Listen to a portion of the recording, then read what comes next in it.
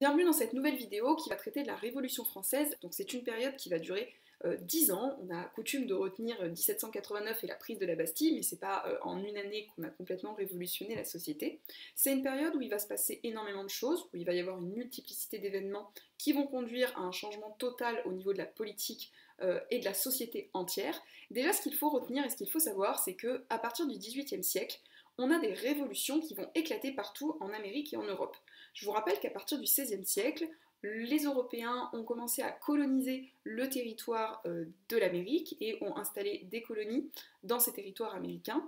Et ces colonies vont connaître des bouleversements puisqu'elles vont demander progressivement à avoir leur indépendance. Donc les idées des philosophes des Lumières vont commencer à se répandre dans les colonies. Et ce sont au départ les 13 colonies britanniques qui donc appartenaient au Royaume-Uni, qui vont rentrer en révolution et qui vont finir en 1776 par se déclarer indépendants, donc signer la déclaration d'indépendance des États-Unis.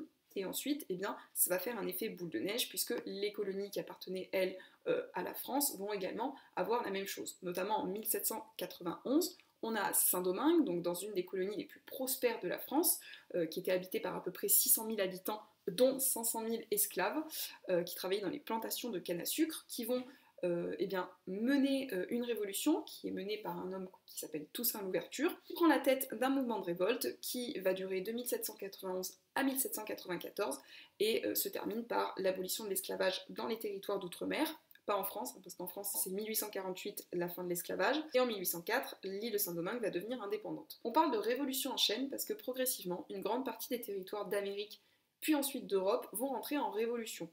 Révolution, c'est un mouvement révolutionnaire qui va renverser complètement une société pour en établir une autre. Donc, généralement, on a un régime politique qui va être remplacé par un autre régime politique. C'est pas comme une simple petite révolte. Là, on est vraiment sur un mouvement révolutionnaire qui renverse tout. Maintenant, je vais m'intéresser plus particulièrement au cas de la France. En 1789, la France fait face à une grave crise politique, économique et sociale. Elle est endettée à cause des guerres qui avaient été menées par le passé, et la population souffre de la faim et commence à en avoir marre de subir cet état de domination de la part des ordres privilégiés et de ceux qui, eux, par contre, n'ont pas à souffrir de ces maux. En 1789, le 5 mai, le roi Louis XVI, qui gouvernait à cette époque la France, convoque les États généraux à Versailles. Il va demander à tous les députés ce sont donc des représentants de chacun des ordres, donc de l'ordre du clergé, de l'ordre de la noblesse et de l'ordre du tiers-état, de venir à Versailles avec des cahiers de doléances. Les cahiers de doléances, ce sont des cahiers qu'on avait distribués dans les différentes provinces, dans les différentes communes, pour que la population dise en gros ce qui allait, ce qui n'allait pas, et qu'est-ce qu'ils voudraient faire pour changer les choses. Donc les députés arrivent à Versailles en mai 1789 avec ces cahiers, et ils vont essayer donc justement de résoudre les problèmes qu'il peut y avoir à l'intérieur de l'État. Très rapidement, on commence donc à débattre, à discuter, et les disputes principales se tournent autour d'un sujet, c'est le vote par ordre. À l'époque, on ne vote pas par tête, c'est-à-dire qu'on ne vote pas en fonction de combien il y a de personnes dans l'assemblée. Par exemple, vous avez une assemblée de 100 personnes, on va dire qui est pour, qui est contre. Bah écoutez, s'il y a 70 pour et 30 contre, on va avoir ceux qui ont dit oui, qui vont être en majorité, donc qui vont gagner. Et bien à l'époque, ça ne se passe pas comme ça, puisqu'on vote par ordre. C'est-à-dire qu'il y a une voix pour le clergé, une voix pour la noblesse, une voix pour le tiers-état. Et que très régulièrement, clergé et noblesse s'associent et donc se retrouvent à gagner les votes. Donc les députés du tiers-état réclament l'égalité entre les hommes, la justice, du pain et également le vote par tête. Évidemment, vous vous doutez bien, le clergé et la noblesse refusent d'abandonner leurs privilèges et la crise va continuer, ils n'arrivent pas à trouver de solution. La crise continue et le 20 juin 1789, les députés du tiers-état décident de se rassembler dans la salle du jeu de pommes et de prêter un serment. Ils sont rapidement rejoints par les membres du clergé et de la noblesse, et ils jurent donc de ne pas se séparer avant d'avoir rédigé une constitution pour la France. Une constitution, c'est un texte qui va notamment réglementer le partage des pouvoirs dans la société, comment est-ce qu'on va gouverner un pays. Sauf que parallèlement à ça, la population continue de mourir de faim dans les rues de Paris et la colère continue de gronder. Le 14 juillet 1789, le peuple parisien décide de prendre la Bastille. La Bastille, c'était une forteresse royale dans laquelle on enfermait les prisonniers politiques, c'est surtout le symbole de l'absolutisme, donc du pouvoir du roi. Et le peuple va entrer dans la Bastille, va détruire la Bastille, va libérer les prisonniers, récupérer les armes, et ça va permettre au peuple donc de s'armer, et surtout, cette prise de la Bastille, c'est la fin, symboliquement, de l'absolutisme en France. Le roi et la famille, eux, sont toujours à Versailles, et ce sont les femmes qui vont se rendre à Versailles et qui vont réclamer que le roi, sa femme et ses enfants rentrent à Paris. Parce qu'ils veulent que le roi vive aux côtés de son peuple. Ils pensent que le roi n'a pas à rester dans un palais du côté de Versailles, mais doit être au contraire au centre de la vie politique. Donc le roi revient à Paris, ramené par les femmes, et rapidement, on va avoir une succession de prises de décision qui vont se faire. Notamment le 4 août 1789, les députés du tiers-état abolissent les privilèges de la noblesse et du clergé. Donc à partir de ce moment-là, il n'y a plus de privilèges, il n'y a plus d'ordre privilégié, et il y a une société qui se veut égalitaire. Donc les hommes sont désormais égaux en droit. Très rapidement, ils vont essayer donc justement d'organiser tout ça dans un texte, et le 24 août 1789, ils vont rédiger la Déclaration des droits de l'homme et du citoyen. Donc dans ce texte, on explique que désormais, les représentants du peuple français, qui se sont donc constitués en assemblée nationale, ont décidé par cette déclaration que tous les hommes étaient libres et égaux en droit. J'attire ici votre attention sur le fait qu'on a rédigé une déclaration dans laquelle on explique que tous les hommes sont libres et égaux en droit. Alors certes, il y a un H majuscule d'humanité. Pour autant, certaines femmes se sont trouvées quand même flouées par cette déclaration, notamment par le fait qu'elles ont participé au mouvement révolutionnaire, puisque les femmes ont aussi contribué à la Révolution française, même si elles sont largement oubliée et gommée dans l'histoire. Et il y a notamment une femme qui s'appelle Olympe de Gouges, donc femme de lettres, militante engagée depuis longtemps dans le combat politique et notamment pour l'égalité des sexes, qui va rédiger en 1791, en réponse à cette déclaration des droits de l'homme et du citoyen, déclaration du droit de la femme et de la citoyenne, donc qui est une sorte de manifeste féministe avant l'heure, sur lequel elle parle notamment de liberté d'opinion, de liberté sexuelle, et où elle réclame la suppression du mariage, l'instauration du divorce, donc plein de choses comme ça qui sont très avancées. Elle finira guillotinée en 1793, évidemment, puisque à cette époque on a guillotiné beaucoup de personnes, je reviendrai sur le problème après. En tout cas, il s'agira quand même de retenir que les femmes ont contribué à la Révolution française, même si on a tendance à les oublier, et qu'elles ont cherché donc également à obtenir des droits, même si on verra plus tard que Napoléon a gentiment retiré ses droits, mais à la base c'est un mouvement révolutionnaire mené par les hommes et par les femmes. Donc je reviens sur l'année 1789, on voit que c'est une année de profond bouleversement. Le roi, à l'issue de cette année-là, va perdre son pouvoir absolu. Donc le roi ne possède plus un pouvoir monarchique absolu, il ne possède plus les trois pouvoirs, de faire les lois, de les exécuter et de rendre la justice. Désormais, on va mettre en place une constitution, donc qui va réglementer la vie politique de la société, et on va créer ce qu'on appelle une monarchie constitutionnelle.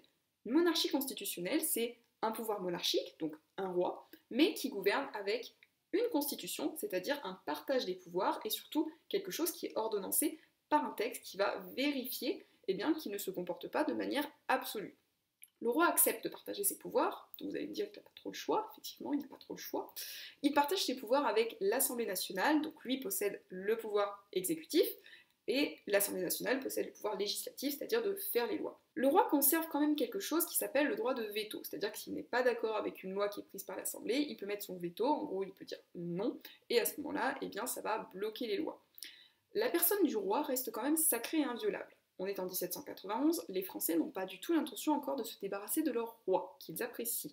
C'est après que ça va un petit peu dégénérer, mais pour le moment ils sont encore attachés à la figure royale. Le problème c'est que le roi il a signé ce papier, mais il n'a pas très envie de se passer de son pouvoir absolu, et il va commencer à écrire des lettres aux différents souverains de l'Europe pour expliquer ce qui se passe en France. Donc, je vous rappelle, on est quand même sur des familles royales, des familles issues de la noblesse, bref, ils se connaissent tous entre eux, et ils vont essayer de s'apporter un soutien. Donc rapidement, il va y avoir des menaces de guerre qui vont provenir de l'étranger. Le roi va organiser sa fuite pour pouvoir quitter Paris et rejoindre la famille autrichienne de sa femme.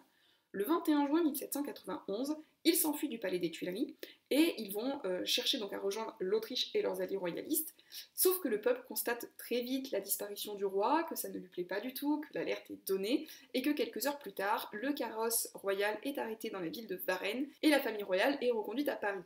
Le problème, c'est que cette fuite a fait perdre la confiance que le roi pouvait posséder par rapport au peuple, donc il n'a plus du tout confiance dans son roi, et il est soupçonné désormais de trahison et de complot avec les pays étrangers. Donc très rapidement, on voit fleurir des pamphlets, donc en gros des journaux qui vont commencer à critiquer le roi. On l'appelle le gros cochon parce qu'il est bien en chair, bien nourri, comparé à la population qui, elle, souffrait de la faim. Et il est de plus en plus critiqué et de plus en plus détesté par la population. Pendant cette période-là, les gens font l'apprentissage de la vie politique. on voit créer de plus en plus de clubs politiques où les gens se rassemblent pour discuter. Alors, des clubs qui rassemblent aussi bien des hommes qu'ils ne rassemblent des femmes, même s'il y a moins de clubs de femmes que de clubs d'hommes. On a notamment un club, qui est le club des Cordeliers, qui décide en juillet 1792 d'organiser une réunion sur le champ de Mars, donc c'est une réunion pacifique qui réunit des hommes, des femmes, des enfants, pour essayer de demander la fin de la monarchie et de réclamer la mise en place d'une république. Or, la mairie va appeler la garde nationale et on a l'armée qui arrive, donc menée par Lafayette, qui vont tirer sur la foule et qui vont donc tuer des femmes, des enfants. Donc ça se passe pas très bien. Et très rapidement, dans les semaines et les mois qui vont suivre, on va avoir des mouvements de révolte un petit peu partout. Le 10 août 1792, le peuple parisien entre dans le palais des Tuileries. La famille royale se réunit à l'Assemblée nationale et demande à être protégée. Elle est accueillie par l'Assemblée nationale et très rapidement, le roi, sa femme et ses enfants vont être enfermés à la prison du Temple. À partir de là, on va proclamer la Première République. Donc 21 septembre 1792, abolition de la monarchie et proclamation de la Première République, déclarée comme étant une et indivisible, avec des hommes libres et égaux. Rapidement, après ça, on va avoir des discussions qui s'organisent à l'Assemblée pour savoir qu'est-ce qu'on fait du roi. Et le 21 janvier 1792, le roi Louis XVI est condamné à la guillotine. Donc la guillotine, c'est un procédé qui avait été inventé par un médecin qui s'appelle Monsieur Guillotin, qui permet de tuer de manière propre, parce qu'avant, quand on essayait de couper la tête aux gens, on prenait une hache. Or, pour pouvoir viser droit, bien souvent on se ratait, donc il fallait s'y reprendre à plusieurs fois. C'était quand même pas très net, et souvent, on se retrouvait, la personne se retrouvait avec des coups de hache un petit peu partout avant que sa tête soit complètement arrachée. La guillotine a l'avantage de pouvoir trancher net, donc ça va plus vite, et c'est propre, on meurt plus rapidement. Donc le roi est condamné à la guillotine et décède, et plus tard on va également condamner à la guillotine sa femme Marie-Antoinette. Le fils Louis XVII mourra dans la prison du Temple après avoir subi une espèce de lavage de cerveau fait par les révolutionnaires, et il va mourir en étant complètement fou, c'était un petit garçon. Sa sœur, elle réussira à partir, puisque la France acceptera de la remettre aux autorités autrichiennes. On a donc désormais plus de monarchie, plus de roi, un régime républicain, sauf que un vent de panique va commencer à courir en France. Donc la France fait face à la fois à des menaces extérieures, on a les armées royalistes des autres pays d'Europe qui sont en guerre contre la France, à l'intérieur du territoire il y a également des affrontements entre ceux qui sont pour le retour à une monarchie, ceux qui sont pour la République, puisque la mort du roi ça a créé des mouvements de révolte partout en France. Bref, c'est un peu le chaos et l'anarchie. Et pour reprendre tout ça en main, arrive un homme qui s'appelle Robespierre et qui va, entre 1792 et 1793, instaurer en France un régime de terreur. Donc, le régime de terreur, c'est l'arrestation qui est décidée de tous les suspects. Robespierre se méfie des royalistes, des contre-révolutionnaires, des non-républicains, un petit peu de tout le monde, de tous ceux qui s'opposent en fait à la République, et il va décider donc de condamner à mort tous ceux qui sont considérés comme des suspects et des ennemis de la République. Donc cette période, c'est un moment durant lequel on va exécuter en masse des centaines, voire des milliers de personnes, en les passant sous la guillotine. De nombreuses personnes sont arrêtées, ensuite il y a un tribunal révolutionnaire qui est censé juger ces personnes, et si elles sont jugées contre-révolutionnaires ou royalistes, pof, on les tue.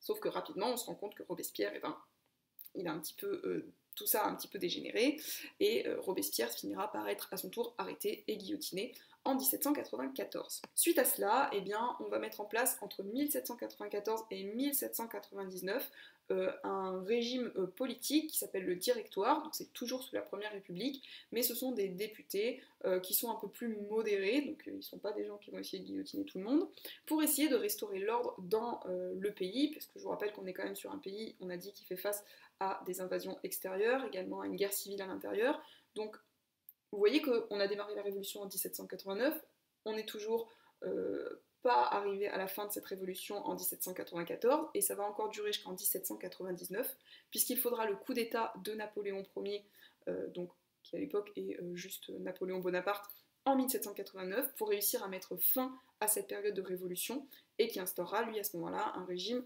impérial. Voilà, je sais qu'il y a beaucoup d'informations dans ce cours, c'est parfois assez confus et compliqué de s'y retrouver, j'espère que ça a été un petit peu plus clair. Je vous remercie pour votre écoute et je vous dis à très bientôt pour une prochaine vidéo.